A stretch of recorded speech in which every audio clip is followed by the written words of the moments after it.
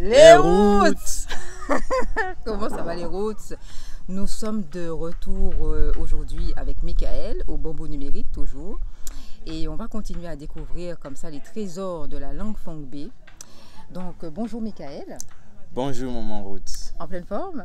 En pleine forme bien sûr. Comme d'habitude? Oui. Alors, moi, je ne sais pas de quoi on va en parler. Michael va me faire la surprise, comme il va vous faire la surprise. Alors, Michael, de quoi est-ce que tu vas nous parler aujourd'hui? Comment tu vas nous épater une fois de plus aujourd'hui? Aujourd'hui, les Roots, on va parler des couleurs. Nous allons parler de la dénomination des couleurs chez les fonds. Très bien, très bien. Voilà. Alors, on commence par quelle couleur? Déjà, on ne peut pas parler de couleurs, ni de philosophie de couleurs, ni de sémiotique, sans que je ne rende hommage à Georges Guédou, qui est un Béninois, un pionnier de la thèse de linguistique en 1976. Ok. Et enfin, les couleurs, ça s'appelle simen. Simen. Simen. Okay. Simen, eau intérieure. Eau dans laquelle quelque chose a été trempé. Wow. Alors, attends. Alors, déjà, simen, je prononce bien, simen. Oui, simen. Ça veut dire couleur. Couleur. Et ça veut dire en même temps une eau dans laquelle quelque chose a été trempé. On rentre déjà d'emblée dans la philosophie. Ok, d'accord. Alors, pour le peuple fond, la couleur serait, entre autres, l'eau dans laquelle quelque chose a été trempé et dont l'objet tire sa couleur. D'accord. Donc la couleur n'est pas donnée d'emblée comme ça. D'emblée comme ça, voilà. Ok. Donc, et bien avant encore de continuer, j'aimerais que les Roots sachent qu'aucune langue n'est pauvre en soi, que toutes les langues sont riches de l'expérience séculaire des peuples qui les parlent. L'autre thème qui désigne la couleur en fond, c'est Wekan. Wekan. Wekan. Pour dire Ré ou les couleurs non unies. Par exemple, l'habit que moi j'ai ici là, pour me demander c'est de quelle couleur, on ne peut pas utiliser simen. Déjà parce que c'est difficile de répondre à cette question. Je n'aurai pas en même temps, ouais, il y a du blanc, oui, en même temps, c'est du violet qui est là. Je ne peux pas vraiment le dire. Du coup, on va, pour me poser la question, demander Wekan. Wekan de Tewe, pour dire c'est de quelle couleur. Et en fait, Wekan de Tewe? Wekan de Tewe parle de c'est de quelle couleur, mais ici en précision que c'est de quel ray. Wekan veut dire ray, ça veut dire couleur non unie.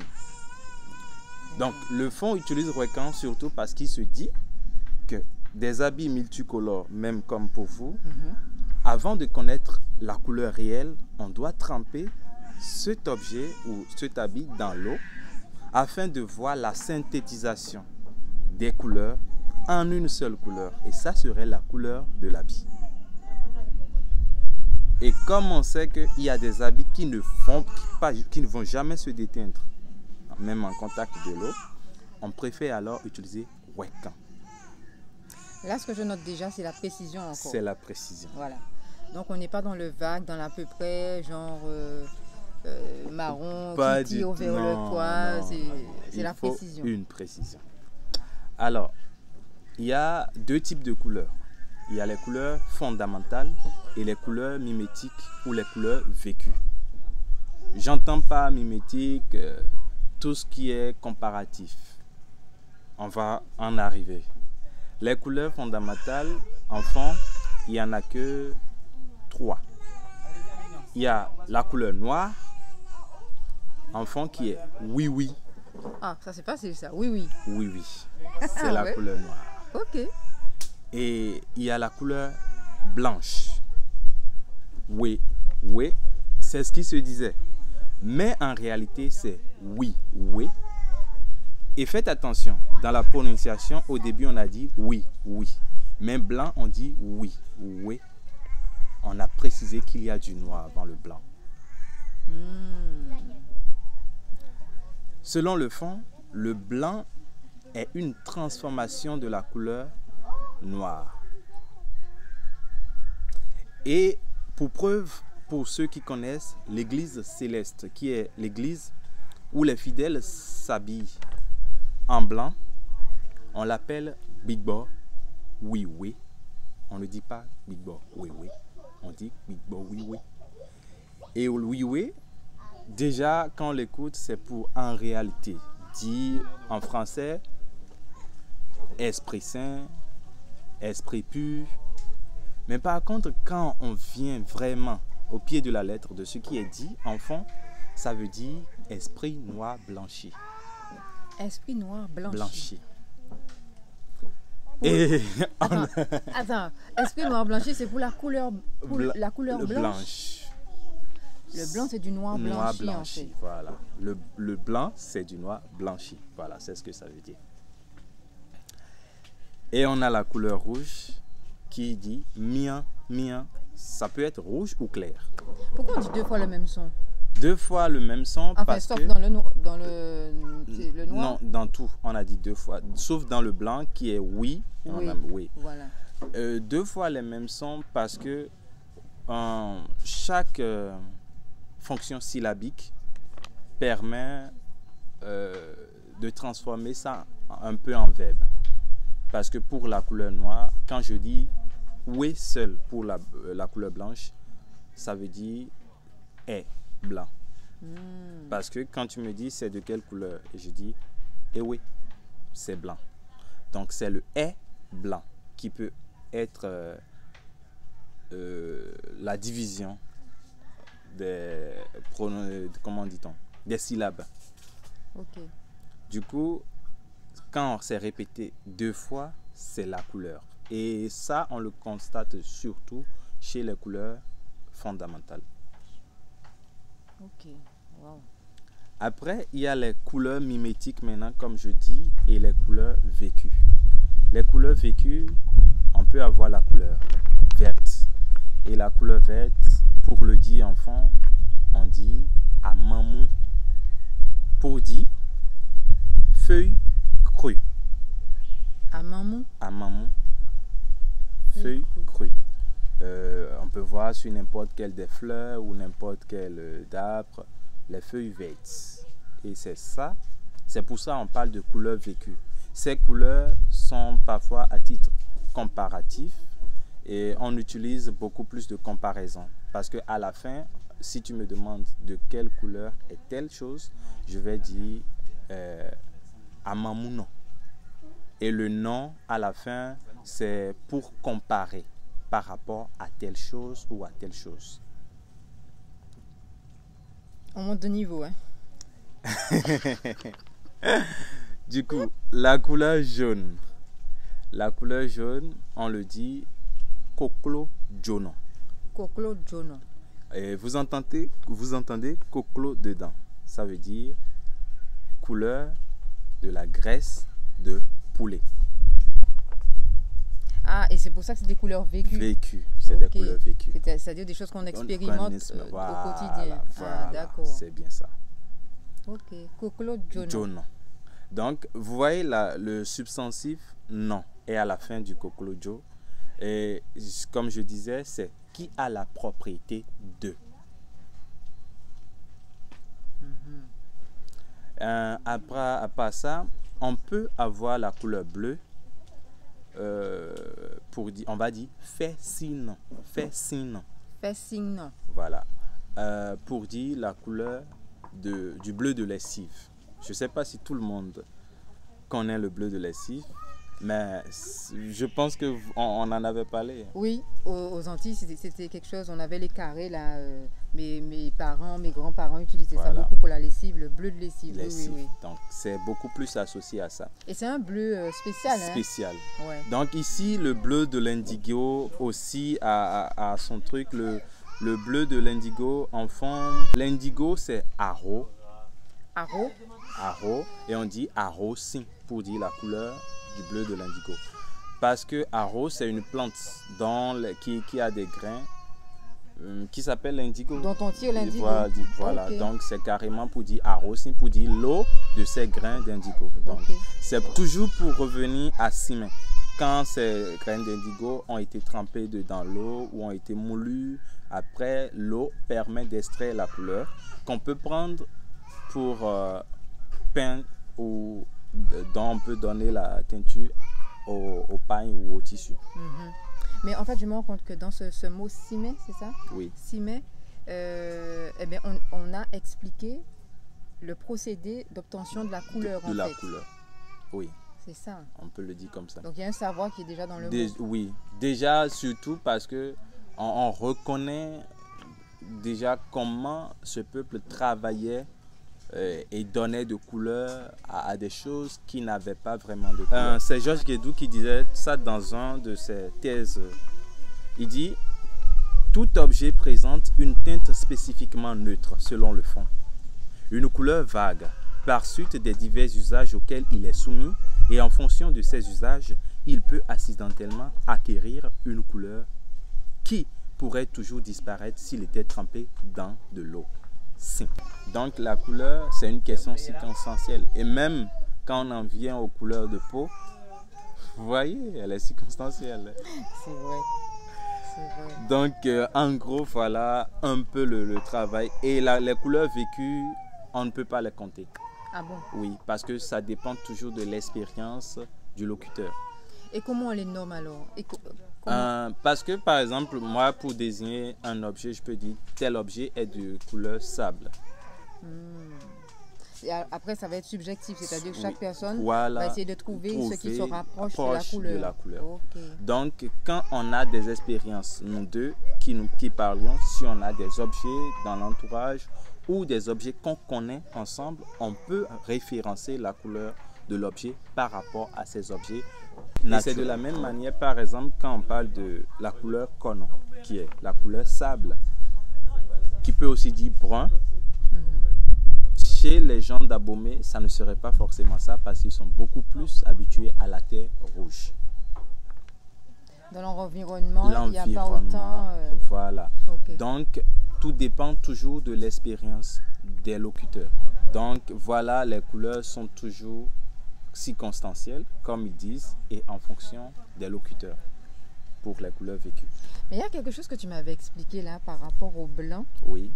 Que je trouvais intéressant sur le fait que le blanc exprime une idée de... Voilà. Ça, là, ce sont je dirais, la connotation linguistique positive des couleurs. Il y a chaque couleur fondamentale a des connotations linguistiques, que ce soit positif ou négatif. Pour l'Africain, on ne lui a enseigné que la connotation linguistique noire. La connotation linguistique négative noire, j'allais dire. Et la connotation linguistique négative du noir, c'est beaucoup plus lié au deuil, à un truc qui n'est pas positif. Et ce thème, c'est beaucoup plus négatif quand c'est juste rapproché au siège de l'affection. Le siège de l'affection, c'est le cœur, c'est le ventre. Du coup, quand je dis tu es du cœur noir, on sait que c'est négatif naturellement. Voilà les connotations négatives des couleurs noires. Quand c'est rapproché au siège d'affectivité, tu as le cœur noir, ça veut dire que tu es quelqu'un qui n'est pas affectueux par exemple. Et quand on dit tu as le cœur blanc, voilà, tu es quelqu'un qui est beaucoup plus sociable, tu aimes les gens. Mais quand on laisse ce côté, le noir a aussi la connotation positive qui n'est pas enseignée. Et je pense que c'est surtout ce qui fait une grande différence. Le noir est mis en avant dans la langue fon. Ce qui fait que même le mot honneur en fon, ça s'appelle Eba Winoumen. Eba Winoumen. Et vous voyez le oui dedans. Ça veut dire couvrir de noisseur. Couvrir cette personne de noisseur. Ça veut dire tu lui as porté honneur. Et vous voyez déjà une grande différence. Le mot honneur, si ça porte ces thèmes, c'est fini en fait. Et dans le noir, il y a aussi la nuit qui est de couleur noire. Et c'était pourquoi, à l'époque, les histoires se faisaient la nuit. Parce qu'on dit la nuit noire protège le conteur des regards malveillants de la journée. Ainsi, ce qui peut faire mal en journée fait plus mal la nuit. Parce que la nuit absorbe la négativité des mots.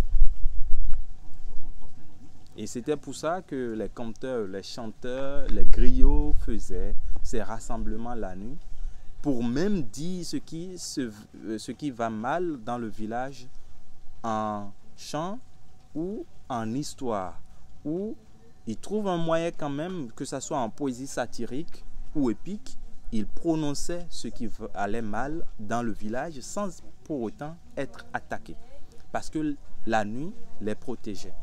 Alors ça va vraiment à l'encontre d'une idée qu'on a en général, que la nuit, justement, tous les mauvais esprits sortent et que justement, que tout est plus dangereux la nuit.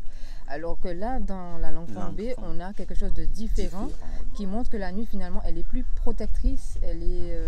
C'est ça, pour moi, c'est quand même ça. Il faut qu'on comprenne.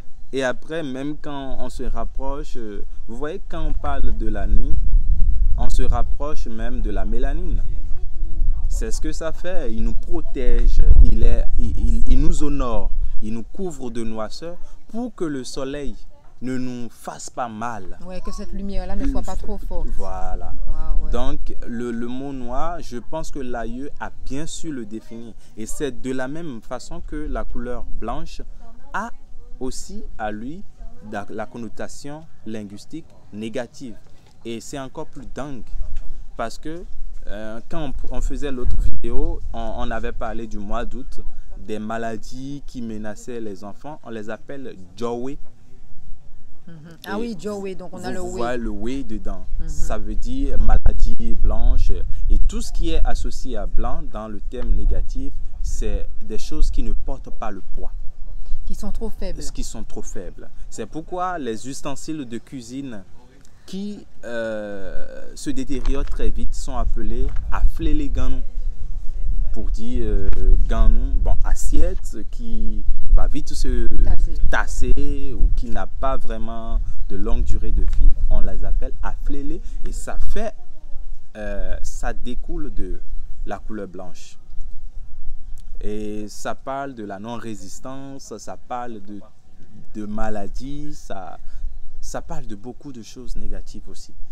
Donc, je pense que si on doit parler de connotation linguistique de couleur, on doit beaucoup plus chercher la positivité du noir et aussi la positivité du blanc que de juste connaître la négativité de la couleur noire et garder la positivité de la couleur blanche. Voilà. En fait, dans la langue fangbe, au départ, il y a une espèce d'équilibre. Oui. Qui montre l'autre est négatif et aussi positif. Le noir est positif et le noir est aussi négatif. Et surtout quand on part dans les ateliers, je vais pas dire ateliers, les lieux spiritueux, les lieux où il y a les trucs de vaudon, on voit que des couleurs fondamentales. On ne voit pas de couleurs mimétiques. Ah ouais, et donc les couleurs fondamentales, c'est blanc, noir, rouge. Et rouge. Et ce sont les drapeaux qu'on voit sur les fétiches. Et c'est bien pour cela que c'est bien fondamental. Et quand on voit du blanc alors sur des fétiches, alors ça dit que c'est le blanc est utilisé là-bas parce que toutes ces couleurs ont des fréquences. Et on ne va pas se mettre à détailler la fréquence de ces couleurs. Mais le noir, sa fréquence est tellement haute que ça pourrait détruire même des choses à ces endroits. C'est pour cela qu'on met le noir et le blanc pour diminuer ces fréquences-là. Et vous pouvez voir un peu juste de noir et voir la présence de beaucoup de présence de la couleur blanche. Ok, donc le blanc arrive plus pour... Oui, parce que par exemple, quand je mets du blanc à côté et du noir, si je verse une sauce dedans, ça se remarquera dans la couleur blanche. Voilà. Du coup, le blanc, lui, n'absorbe pas. Il n'absorbe rien chez les gens. Il reflète le mal-être des gens. Il reflète en même temps tout ce qu'il y a de négatif il reflète tout ça en même temps. Du coup, on le met là. Par exemple, quand le fétiche est menacé ou quand il y a des choses, c'est dans le noir, c'est dans la fréquence du noir que ces choses peuvent, dans la fréquence du blanc, pardon, que ces choses peuvent se faire révéler. Parce que là, ça entache l'honneur à l'honneur de trucs. Par contre, quand des choses sont lancées contre ces fétiches, c'est le noir, c'est la fréquence du noir qui absorbe ces dangers. Toujours cette idée de protection. En fait. Le noir est protection. C'est très très intéressant. Et il y a une question que je voulais poser aussi, Michael. Est-ce que en langue fongbe, si je dois par exemple te décrire, est-ce qu'il y a cette tendance aussi comme on retrouve beaucoup maintenant aux Antilles où on définit les gens par leur couleur de peau? Déjà, Gog du Georges Guédou, le disait dans un de ses livres, que c'est interdit d'utiliser le thème simain pour parler de la peau. On n'utilise pas le mot couleur comme défini pour parler de la peau. Pour parler de la peau, on doit juste utiliser Agbaza pour dire peau et ajouter la couleur. Même nous, on ne connaît pas la peau blanche. On connaît la peau noire, naturellement, et mian pour dire clair. On n'a même pas les thèmes de blanc liés à la peau. Donc, nous, on ne sait pas s'il y a des individus qui ont la peau blanche. Et c'est vrai, quand on le regarde à vue d'œil, la vérité, est-ce qu'il y a vraiment de peau blanche? C'est impossible, il n'y en a pas. Vraiment, ouais, il n'y en a pas. C'est plutôt mian comme tu dis. Voilà, c'est mian. C'est mian. Il n'y a pas de peau blanche. Donc, nous, on ne connaît pas. Raison pour laquelle... J'aime bien ce mot, mian. Et mian, Georges Guédou en a parlé. Il dit, du coup, comme c'est clair, quand on voit la mangue, par exemple, sur un manguier, vous voyez, c'est clair. Du coup, on dit émien, c'est ce que nous on dit. Mais ça se rapproche tellement de ce que les Français me disent, miam. Oui, c'est ça m'a fait penser à miam. Donc, miam, quoi. Donc, voilà, c'est ça. Nous, on ne connaît pas de peau blanche. Pour nous, c'est miam qui existe. C'est pourquoi pour quand même essayer de définir, il y a le thème Yovo à côté que je ne souhaite pas développer. On va pas parler de Yovo aujourd'hui, mais on y reviendra, Michael, parce que ça, je suis toujours encore là-dessus, on y reviendra.